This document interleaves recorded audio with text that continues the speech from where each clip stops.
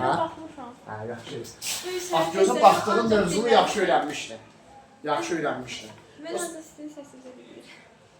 Yaxşı öyrənsən. Amma gərək hər mövzunu bir formada öyrənəsiniz də. İndi bir mövzunu yaxşı öyrənsiniz, məsələn elə olur. O bir mövzunu zəif öyrənsiniz. Orada pozulur, balans pozulur. Amma bu gün yaxşıdır. Yeni mövzunu öyrənmişdik demək olar hamı. Öyrənmişdik, prosta təkrarları biraz zəif eləmişdik. Bilməm, vaxtımız yoxdur, nə əlaqədardır. Amma çox təkrar verilmirəm axı, onu da nəzərə alın da. Elə çox təkrar verməmişdim elə. Yeni mövzu kimi təkrar eləsəniz yaxşı olacaq. Yeni mövzumuz olacaq Xürrəmlər Hərəkatı. Xürrəmlər Hərəkatı xilafətə qarşı baş vermiş ən böyük üsyanlardan biridir. Ən böyük üsyanlardan biridir. Amma bundan qabaq bir üsyan var. Bax, Xürrəmlərin dərsindədir. Xürrəmlər Hərəkatının dərsindədir. Amma Xürrəmlər Hərəkatına aid deyil. Xürrəmlərdən qabaq ərəblərə qarşı bir üsyan baş verir.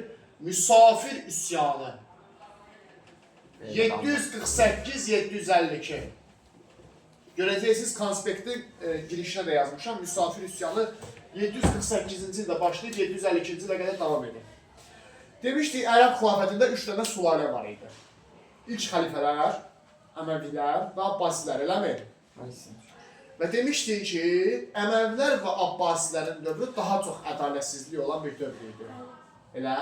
Və hətta dedik ki, bunların dövründə vergilər daim artırılırdı. Məsələn, bayaq Ayşə dedi, onların dövründə vergilər torpağa görə alınırdı. Yəni, torpağa görə alırdılarsa, bu ədalətsizlik. Sayısına görə. Hə, torpağın sayısına görə. Yəni, bu ədalətsizlik idi də, vergilər həcmi yüksək idi. Amma tək ədalətsizlik burada deyildi. Tək ədalətsizlik, həm də bundan əlavə, məmurların öz başlanlığı var idi, insanlara qarşı zorakı davranırdılar, ərəb məmurları insanlara qarşı. Sonra daim vergilər artırdı, kəndlər torpaqsız hala düşürdü və bütün bu problemlər yığılır üst-üstə insanların etirazına səbəb olur. Başa düşdünüz? Çünki nə olsun ki, bunlar İslamı təbliğ edirdilər, nə olsun ki, bunlar müsəlman dövləti idilər. Amma axı bunlar ortada ciddi bir ədalətsizlik həyata keçirirdilər insanlara qarşı. Bu da insanların etirazına səbəb olur. İlk üsyan Azərbaycanda baş verən ərəblərə qarşı. İlk üsyan Müsafir üsyanıdır 748-52-ci illər arasında. 4 il davam edib uşaqlar. 748-də başlayıb 52-ci ilə qədər davam edib. Üsyanın rəhbəri Qəssab Müsafir idi. Qəssab idi bu adam, mənə Qəssab Müsafir üsyanı deyirlər. Beyləqanda baş verildi bu üsyan. Xəritədə baxacağıq Beyləqanın yerinə. Sizə yanınızdadsa xəritədə göstərmişdim Beyləqanı. Səhifə 29-da. Aşağı tərəfə. Ha. İndi yenə baxacağıq birazdan Beyləqanın xəritədə yerinə. Müsafirin başçılığı ilə üsyan baş verir, yatırılır. Yəni elə də böyük bir üsyan deyil müsafir üsyanı. Cəmi 4 il davam edib. Bəs niyə bu üsyanı öyrənirik? Bu üsyanın xüsusiyyəti nədir? Həm Əməvilər, həm Abbasilər dövründə baş veribdir bu üsyan. Fikir verin, müsafir üsyanı. Maraqlı cəhəti budur ki, iki sülalənin dövründə baş verib. Həm Əməvilərin dövrü, həm Abbasilərin dövründə baş verib. Əməvilərin dövrü nə vaxt idi? 661-750. Görürsünüz, müsafir üsyanı başlayanda Əməvilərin dövrü idi. Abbasilərin dövrü nə vaxt? Görürsünüz, bitəndə artıq Abbasilər sülaləsi hakimiyyətə gəlmişdi. Yəni, cəmi 4 il davam etməsinə baxmayaraq, təsadüfən hər iki sülalənin dövrünə düşən üsyandır. Testlərdə düşür bu üsyan. Üstündən bir müddət keçir, Xürrəmlər üsyanı başlayır. Xürrəmlər müsafir üsyanı kimi kiçik miqyaslı bir üsyan deyil, böyük bir hərəkatdır. Xürrəmlər hərəkatı 778-838 belə götürün. 60 il davam edib Azərbaycanda. Xürrəmlər hərəkatı 778-dən 838-ə qədər. Xürrəm sözü od mənasını verir. Xürrəmlər əslində atəşpərəstliyə ibadət edirdilər. Atəşpərəstlik hansı dövlətin dini olub? Sasanilərin, ərəblər İslamı təbliğ edirdilər. Deməli, Xürrəmlər hərəkatı əslində ərəb ağalığına qarşı idi və Sasanini bərpa eləmək istəyirdilər bunlar.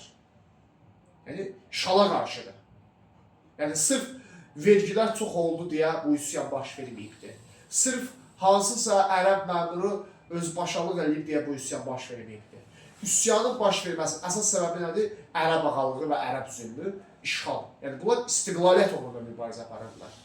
Başa düşdünüz? Böyük bir hərəkatdır. Hərəkatın tərkibində şəhərlər də olacaq, kəndlər də olacaq. Xürrəmlər hərəkatı 2 mərhələdən ibarət idi. Birinci mərhələsi 778-808-ci illərdədir. 30 il davam edib birinci 16 mərhələsi. değil, yok. Hə? 16 değil. Yox, 808 götürəcəksən. İkinci mərhələsi 816-838. Babək. Deməli, ümumi olaraq üsyan 778-dən 838-ci ilə qədər davam edib. Birinci mərhələ 778-808-ci illər arasındadır. Üsyanın ikinci mərhələsi isə 816-cı ildən 838-ci ilə qədər davam edib.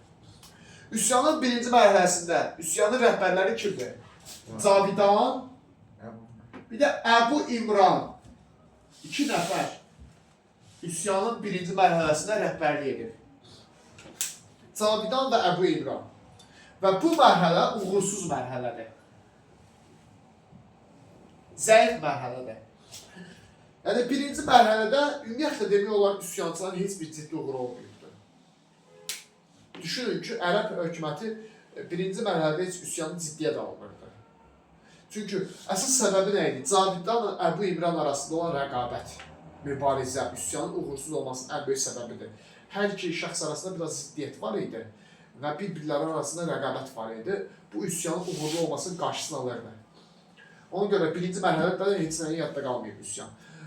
Sonra 816-cı ildə Babək üsyanı rəhbəri təyin olunur. Deməli, üsyanın ikinci rəhbəri Babək idi. Və Babəkin dövründən başlayaraq biz artıq Xürrəmlər hərəkatında öyrənməyə başlayırıq. Əsas mərhələsi, yəni Babəkin dövrüdür. Bir dənə fikir verin, Sasani dövlətini kim yaratmışdır? Kardeşi Babəşan. Ərdeşir Balıkan. Sasani dövlətini yaratmışdır, düzdür? Babək adı hardan gəlib? Babəkandan gəlib. Ərdəşir Babəkan Sasani dövlətini yaratmışdır. Sasani dövlətin mənşəyi nə idi? İran dövləti, Fars dövləti. Əslində Babək ərəblərə son qoyub, buradakı ərəb ağalığına son qoyub, Sasaniləri bərpa eləmək istəyirdi. Və öz adını dəyişərək Babək qoymuşdu ki, mən güya Ərdəşir Babəkan davamçısıyam, onun nəvələrindən biriyəm. Başa düşdünüz? İndi Babəki bizim tarixçilər, son nəşrlərimiz, Elmlər Akademiyasının son nəşrləri, türk çıxarır, Azərbaycanlı çıxarır təmiz. İndi buna görə bu daha çox mübahisəlidir. Yekun olaraq əslində bu türk kimi qəbul olunur da, daha çox bu İranlılarla əlaqələndirilir, Ərdəşir Babəkan, Sasani soyuna əlaqələndirilir. Amma həqiqətən də çox hörmət ediləsi böyük bir tarixi şəxsiyyət Babək. Çünki hər bir halda bu istiqlaliyyət üçün mübarizə aparırdı, müstəqillik uğrunda mübarizə aparırdı. Buna görə də Babəki böyük bir tarixi şəxsiyyət adlandırmaq mümkündür. Deməli, ikinci mərhələdə üsyanın rəhbəri Babək idi. Babək 18 yaşında üsyanın rəhbəri olubdu, amma savadlı idi, yaxşı təhsil almışdı, yaxşı da liderlik qabiliyyəti var idi. Babəkin dövründə üsyan böyüyür. Demək olar ki, kəndlərin əksəriyyəti bu üsyana qoşulur. Yəni, 70-80% dövründə kəndlərin böyük bir üsyana qoşulmaqdan maraqlı idi. Qoşulmaq imkanı olan hamı qoşulurdu. İndi, Babəkin üzərinə ilk nizami ordu göndərilir. İlk nizami ordu. 819. İlk dəfə 819-cu ildə Babəklə ərəblər arasında hərbi toqquşma baş verir. 819-cu ildə ilk döyüşlər olur. Və bundan sonra Babəklə ərəblər arasında çoxlu döyüşlər baş verəcək. Üsyanın zirvə dövrü 820-ci illərdir uşaqlar. 820-ci illər üsyanın yüksəliş dövrüdür Babəkin dövründə. Üsyan o qədər çox inkişaf eləmişdi ki, o qədər tərəfdarı artmışdı ki, üsyançıların. 820-ci illərdə 4 dənə şəhər azad edilmişdi ərəblərdən. Hansı şəhərlərdir? Bərdə, Beyləqan, Arsaq, bu Qarabağdır. Yaxşımı? Bir də Sülik. Bu da Zəngəzur deyilir, bax həmin ərazidir. Bərdə, Beyləqan, Arsaq və Sülik. Bu şəhərlər 820-ci illərdə azad edilib. Babək tərəfindən. Yəni düşünün ki, Xürrəmlər sadəcə bir hərəkat deyildi, artıq bir dövlətə çevrilmişdi. Və müəyyən əraziləri ərəblərdən qovmuşdular. Azad eləmişdilər də, yəni həmin əraziləri. Gəlirik döyüşlərə. Babəkin dövründə bu qədər böyük üsyan. Gəlirik döyüşlərə. Birinci Həştadsər döyüşü. 829-cu il.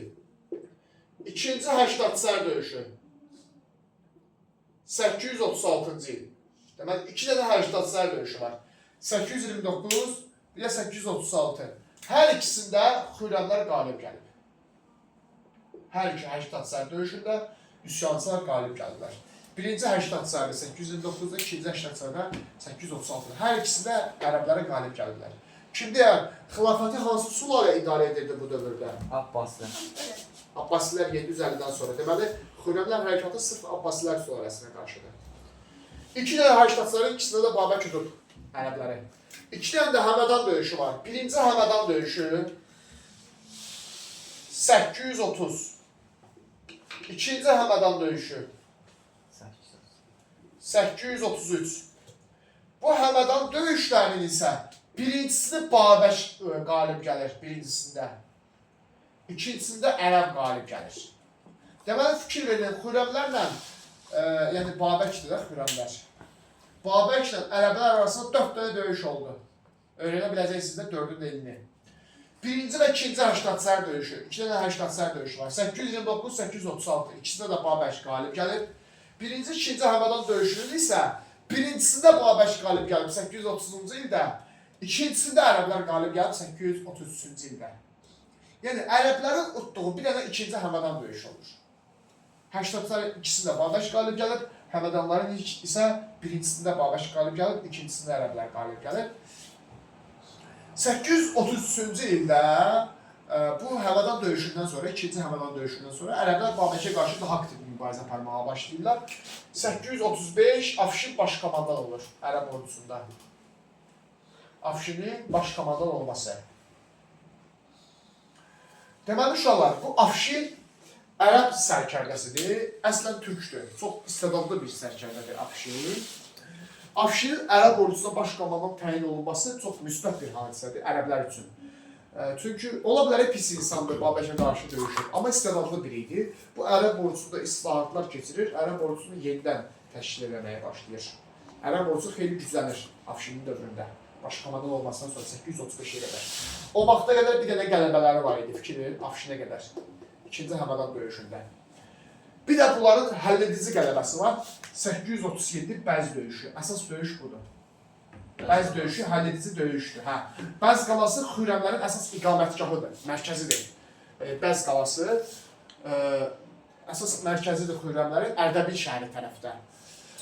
Orada amma ərəblər qalib gəlir. Bəz döyüşündə ərəblər qalib gəlir, Babək qaçır gizlənir bir müddət, sonradan satqınlıq halı baş verir, Babəki ələ keçirirlər. Bir ildən sonra 838-ci ildə Babəki edam edirlər. Bununla da Xürrəmlər hərəkatı başa çatır. Deməli, 2 dənə döyüşüb ərəblər. İkinci Həmədan döyüşündə qalib gəldilər 833, bir də Bəz döyüşündə qalib gəldilər 837-ci ildə. Bu oldu Xürrəmlər hərəkatı. Sana baxdılar. 13, 51, 52, 53. 55'ti. Ha. 55. Gəlirik əsas məsələyə. Diqqətlə dinləyin. 15-50. Necə oldu ki, Xürrəmlər hərəkatı bu qədər böyük bir hərəkata çevrilə bildi? Xüsusən də Babəkin dövründə. Yəni, axı, ərəb xilafəti o boyda böyük bir imperiya. Ərəb sərhədləri çox böyükdür. Afrikada var, Asiyada var, Avropaya qədər gedib çatırdı ərəb xilafətinin əraziləri. Böyük bir ordusu var, artıq böyük bir təcrübəsi var. Həmin ərəb dövlətinin 200 ildən çoxdur yaranır. Necə olur ki, bu boyda ərəb xilafəti bir dənə üsyanı yatırmaqdan çətinlik çəkirdi? Tamam, burada Babəkin də rolu var idi. Çünki Babəkin liderlik qabiliyyəti, yaxşı döyüş taktikası burada rol oynayırdı. Amma tək bu rol oynaya bilməz axı. Deməli, 2 dənə vacib məqam var idi. Birincisi, yerli feodalların dəstəyi. Bayaq testə baxmışdıq bundan bağlı nəsə. Yerli feodallar Babəkin üsyanını dəstəkləyirdi. Feodal kimdir? Feodal kimdir? Kəndi. Kəndlidir. Ama kəndin. Feodal əhalidir, yəni yerli əhali. Mülk sahibi də, torpaq sahibi, Varlı. varlı təbəqə. Ha. İri torpaq sahibləri feodaldılar, feodalizm dövründə. Onda bu feodal niyə üsyanı dəstəkləsin? Yerli feodallar. Yerli feodal nə deməkdir? Yəni Azərbaycanlı feodallar. Çünki Azərbaycanlı feodallar da ərəb ağalığını sevmirdilər. Onlar da ərəblərin özbaşınalığından bezmişdilər. Çünki ərəblər yadillidir. Onlar da yadilli işğalını istəmirdilər. Ərəblər buranı işğal etdikdə bizim feodalların mülklərinin bir hissəsini əllərindən almışlar. İmtiyazlarını əllərindən alıb öz feodallarına vermişlər. Ərəbistandan gətirdikləri ərəb feodallarına vermişlər. Demək, ərəblərdən yeni feodallar da narazıydılar. Ona görə də bunlar gizli şəkildə Babək üsyanı dəstəkləyirdilər ki, qoy Babəkin üsyanı uğurlu olsun, ərəblər buradan çıxıb geçsinlər. Başa düşdünüz? İkincisi, Bizans dəstəkləyirdi Babəki gizli şəkildə. Bizans niyə Xürrəmlər üsyanı dəstəkləyirdi? Çünki Bizans ərəbin düşmənidir.